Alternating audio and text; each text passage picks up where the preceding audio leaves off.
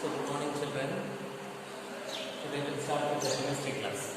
Okay, so we are doing biomolecules and we are towards the completion of the chapter. So the left out portions are enzymes and vitamins, isn't it? That we will see. And before that, what are the topics that we have covered so far we will see now. So now, what is the chapter? We are dealing with the chapter that is biomolecules.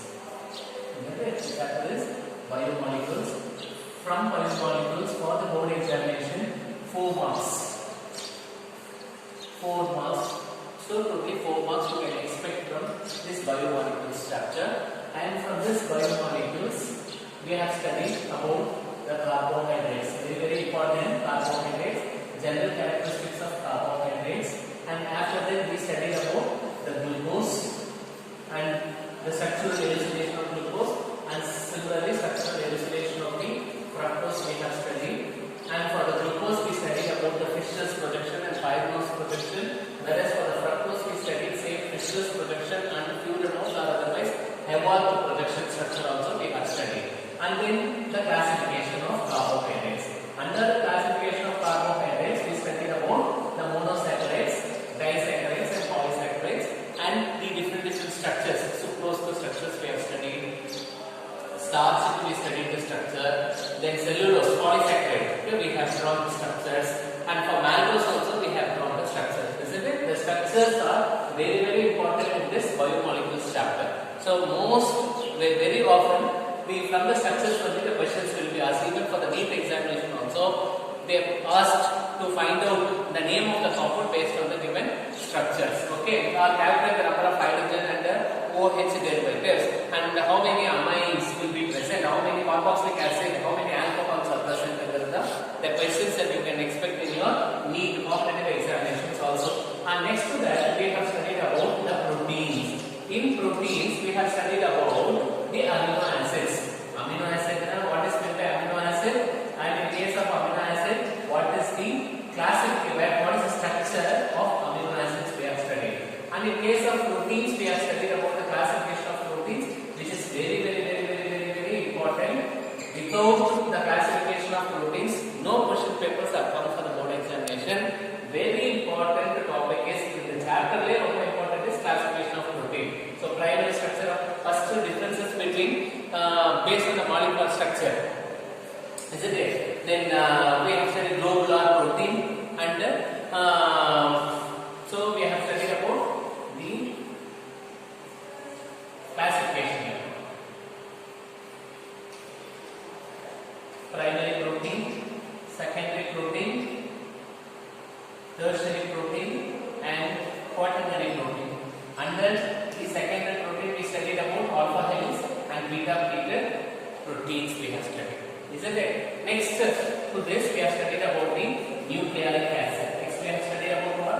The nucleic acid. In nucleic acid we have to study about phosphodiester formation that we have studied in the previous class. Phosphodiester formation, and then the various nitrogenous bases, involved. For the nitrogenous bases, what are various structures we have studied, and the last one about the pentose sugar and this structure, about pentose sugar and its structure. So these are the topics that we have covered so far. Now we will start with the vitamins.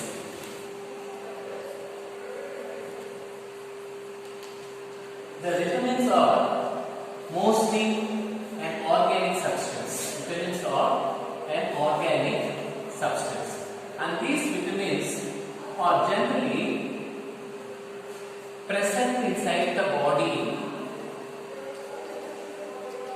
That means what? It is taken from outside, and these vitamins will be present or inside, or it will be stored inside the body. Present or otherwise it is getting stored inside the body.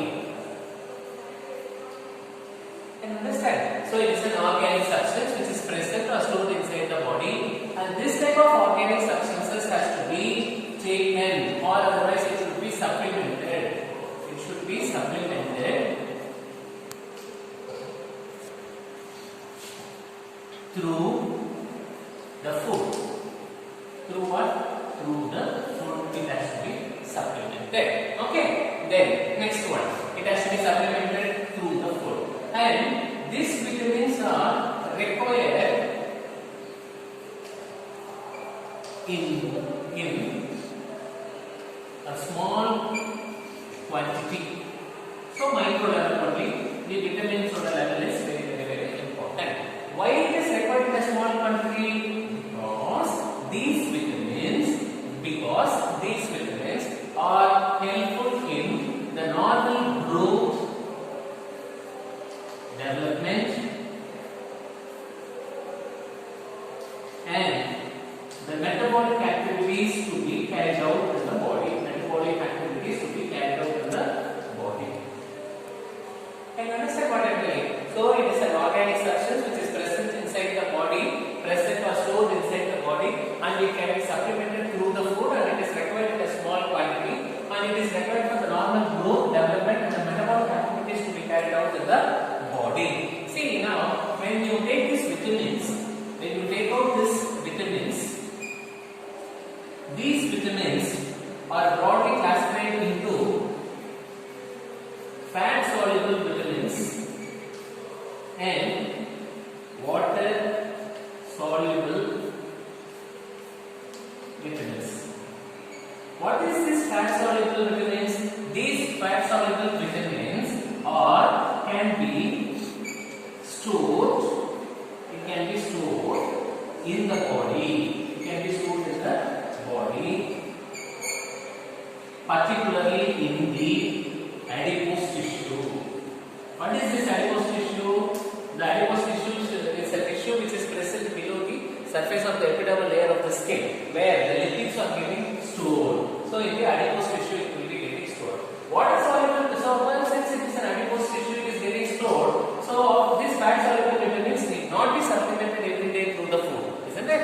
So anyway it will be stored. Whenever there is a deprivation of that particular vitamin or deficiency of that vitamin, then automatically the adipose tissue will compensate with the deficiencies where those vitamins exist, isn't it? So then it need not be taken every day. Whereas water soluble vitamins, for the vitamins that will be removed from the body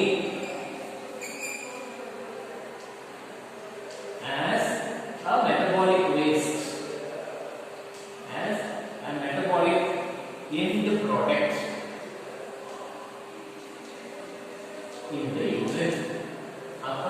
For this, water soluble vitamins will not be stored in the body. So then what we have to do? This water soluble vitamins has to be supplemented through the everyday food. So it has to be supplemented. It has to be supplemented through the diet. Whereas this fat soluble vitamins need not be supplemented often, since it is getting stored. Supplemented often. Can you understand now? Now, what are the fat soluble vitamins? The examples for the fat soluble vitamins: vitamin A, vitamin D, vitamin E, and vitamin K. Whereas water soluble vitamins are B and its derivatives or its complexes,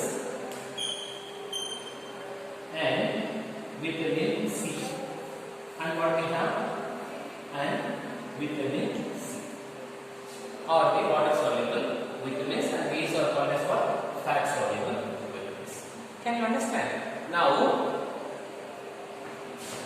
here we come for the various vitamin sources. Vitamins and its deficiencies will be now.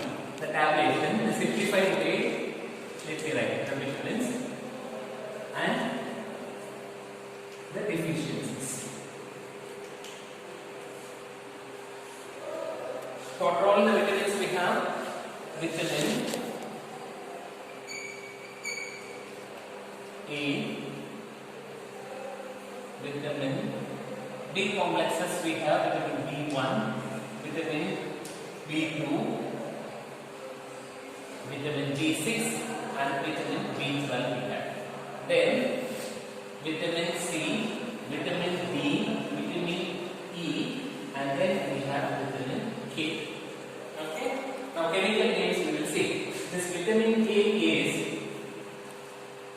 retinol. This one is what? Retinol. Then vitamin B1 is thiamine. It is called as what? It is called as thiamine. Vitamin B2 is riboflavin.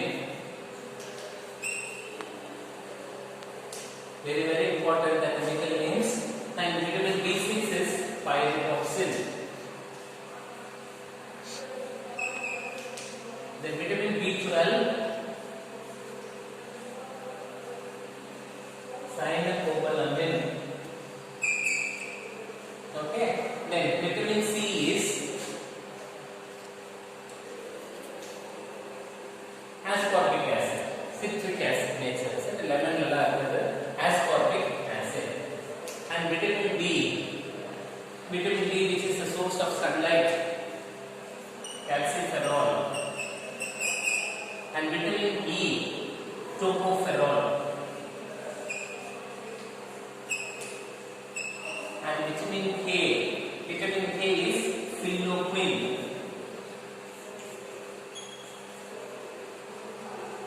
Or phylloquin, no, not phylloquin, right?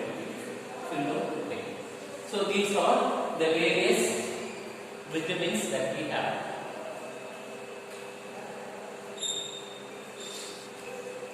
Isn't it? Now, this vitamin A, when you take out this vitamin A, this vitamin A is what? The vitamin A I have written, no? It is a fat soluble vitamin. It is a fat soluble. Whereas, vitamin B1, when you take this vitamin B1 is water soluble. It is water soluble. And everything, all these complexes up to vitamin C, it is a water soluble, isn't it? It is a water soluble. And vitamin D, E, K will be what? Fat soluble. They are all fat solubles. And the deficiencies we will go. The deficiency. Vitamin A, xerophthalmia, or otherwise it causes night blindness. Causes what?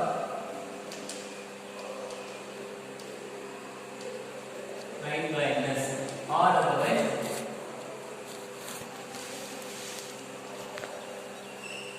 xerophthalmia. What is xerophthalmia? The thickening of cornea. Then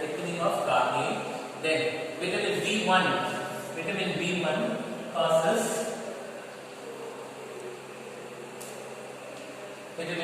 causes beriberi.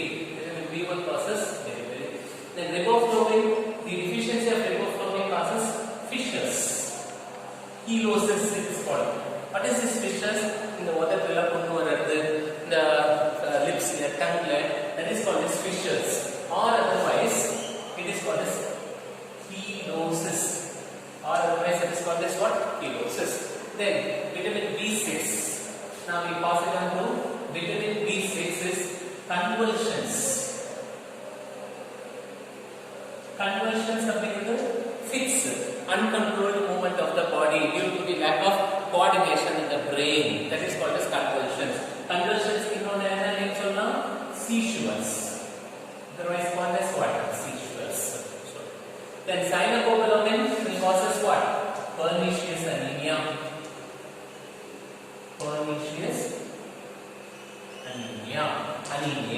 அப்படின்னு சொல்றோம். Pernicious anemia. Then vitamin C, ascorbic acid, rickets. இல்லையா? It causes what? We are calling it as what? Rickets அப்படின்னு சொல்றோம். No. So vitamin D causes rickets and vitamin C causes scurvy, bleeding of gums. பல்லு வளர்க்கறதே gumsல இருந்து bleeding வருது. It causes scurvy. Then vitamin E and vitamin D we have. This vitamin E when you take the tocopherol, it causes fragility of thickening, fragility of RBC. RBCs will die. It will not carry the oxygen. And phylloquin அப்படிங்கிற drug, the vitamin K அப்படின்னு சொல்லக்கூடிய vitamin, lack of that the vitamin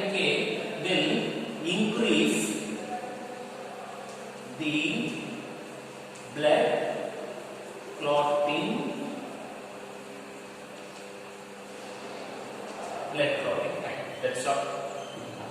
So what are the vitamins we have? So we'll start from the first now. Now coming to vitamins. What is this vitamins? Vitamins are nothing but it's an organic substance which is present or stored inside the body. And these vitamins has to be supplemented through the food.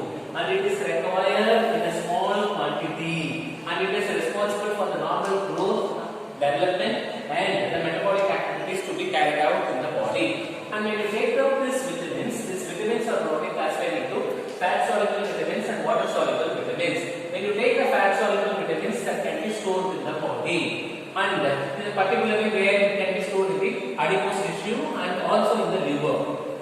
And also it is stored in the liver as well as in the adipose tissue. So whenever there is a need, whenever there is a necessity or scarcity of the particular vitamin, automatically from the adipose tissue or from the liver, due to the stimulus and the response, it is also a kind of reflex action. Automatically the vitamins will be getting secreted and the deficiencies will be getting catered. Okay, so they are the fat soluble vitamins, vitamin A, D, E and K. And water soluble vitamins we have. The water soluble vitamins are removed from the body as a metabolic byproduct or end product of metabolism, and it will be sent out in the form of a urine. Therefore, we have to get. Therefore, these vitamins has to be supplemented every day through our food stuff or the food materials that we are taking. Examples of B and its derivatives or the complexes and vitamin C. So, what all the list of vitamins have given?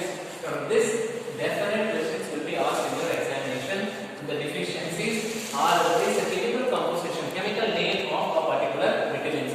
So vitamin A is retinol, vitamin B1 is thiamine, vitamin B2 is riboflavin, vitamin B6 is pyridoxine, vitamin B12 is cyanocobalamin, vitamin C is ascorbic acid, vitamin D is calciferol, vitamin E is tocopherol, vitamin K is eloquin. And vitamin A deficiency of this retinol causes night blindness or otherwise xerophthalmia. Xerophthalmia is thickening of cornea, which brings what? Decrease in the vision. Decrease in the vision. Then the cornea is getting thickened. Okay. So then vitamin B1 is thiamine, which causes very in the children, very abnormal growth. Then abnormal bone formation, deformities, everything will be there. Bowed legs, pigeon chest, very characteristic features. Then vitamin B2 is riboflavin, which causes fissures or otherwise chelosis. Fissures means cause ulceration. Where there will be ulceration in the teeth, in the tongue, or towards the corners of the lips. So that is what we are calling as chelosis or otherwise fissures. Then vitamin B6 is pyridoxine, which causes convulsions. What is convulsions? Convulsions means fits. Abnormal movement of the body due to the lack of coordination in the nervous system, which can otherwise be called as seizures, which is otherwise called as what? Seizures. Then vitamin B12 is cyanocobalamin, which causes pernicious anemia, decreased red blood cells count. So RBC count, when it is getting decreased, what will happen? It results in anemia, and therefore the RBC fail to carry the oxygen. It cannot convert it into oxyhemoglobin due to the scarcity of the hemoglobin content in the red blood cells or erythrocyte cells. Then this vitamin C is an ascorbic acid which causes scurvy. What is scurvy? The bleeding of gums. The bleeding of gums, enamel, gums, palates, soft palate, hot palate, upper palate, lower palate, everywhere there will be bleeding. Then vitamin D is a calciferol which causes rickets. Rickets is also associated with bone deformities. Vitamin E is tocopherol. Tocopherol, fragility of the RBCs. The RBCs will become very fragile. So as a result, it cannot withstand the adverse conditions inside the body. Sometimes we may have other food, even oxygen content will get deprived, may be run and come.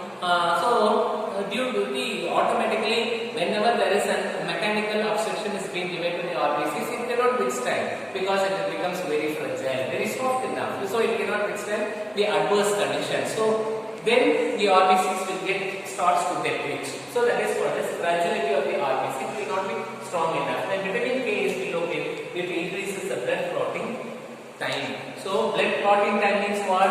Actually now body the mechanism is BP should be equal to CP. Bleeding time should be equal to clotting time. There is a wound, then automatically there will be the bleeding. Bleeding varadu evro fast blood ooze out ayi veliye varudho, that should be equal to the clotting time. Then only we can say the person is healthy. the thrombocytic cells are there. So the vitamin deficiency is not there. BT should be equal to clotting time. Isn't it? Bleeding is bleeding time is equal to clotting time. Here what's happened? Increases blood clotting time. BT the bleeding idea, clotting it takes time. Then it results in hemorrhage or otherwise hemophilia. Ultimately the person will die. Isn't it? Every faster blood bleed out, every faster the blood should get clot. Then only the bleeding will be getting stopped. Unless otherwise it results in continuous bleeding, results in hemorrhage. So therefore vitamin K is very very essential. So this is about vitamins. On the left of only one small topic which we have is enzymes. Enzymes already I have taken in the chemistry in everyday life chapter detailed away enzymes coenzymes what are all the various enzymes, mechanism of enzyme, lock and key method, mechanism of enzymes okay, same topic only we have enzyme as a biocatalyst. Enzymes are very very essential for the various metabolic activities to be taken part in the body, particularly for the digestive system. So a story, same details only, so you can refer the chemistry in everyday life. Okay, now the chapter is over, the biomolecules. So far the chapters are complete so far through the online life. Now after the first is chemistry in everyday life chapter I have completed for you. Portion is completed, chemistry in everyday life.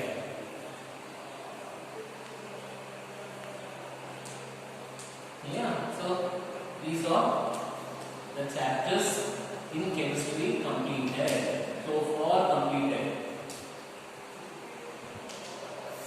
Chemistry in everyday life I have done. Then the coordination chemistry, very very important chapter for the NEET examination. So coordination chemistry for all the competitive exams. Coordination chemistry I have taken. Now third one, polymers is over. Now fourth chapter is biomolecules. This also. So completed chapters. So 4 chapters I have done. Next I am going to start with the chapter number 6 in volume 1. General principles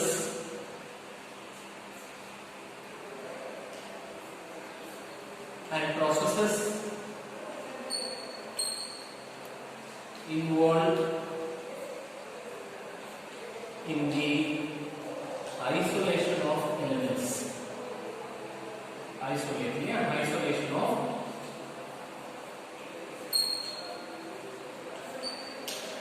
this is the chapter which I am going to start for you in the next class. So in the chapter, number circle chapter, it's very very easy. There are extraction procedures or metallurgical process, concentration method, then smelting, roasting, calcination, electrolytic, refining, isomerization, aluminothermic processes, unique methods, and finally electrolytic refining methods. So we'll start with chapter number 6. I hope all these 4 chapters to the maximum. Everything I have taken, I have written everything on the board. Whatever I am giving, if you study, if you concentrate, will be more than enough for your competitive examinations as well as for your NEET examinations. Just to study. Like a tables you write and keep it in a notebook like this. You no need to write it in a paragraph. Just like that you write, like a hints you write it in a notebook. Then every day you go through. Every day you have a notebook. You just see, have it as a glance. You just read and keep. Automatically all the points will be restored in your brain. Whenever the question is being asked, then you can answer. Okay. So I will start with the next chapter from next class onwards. This chapter number 6. So get ready with volume 1 textbook. Okay. Thank you.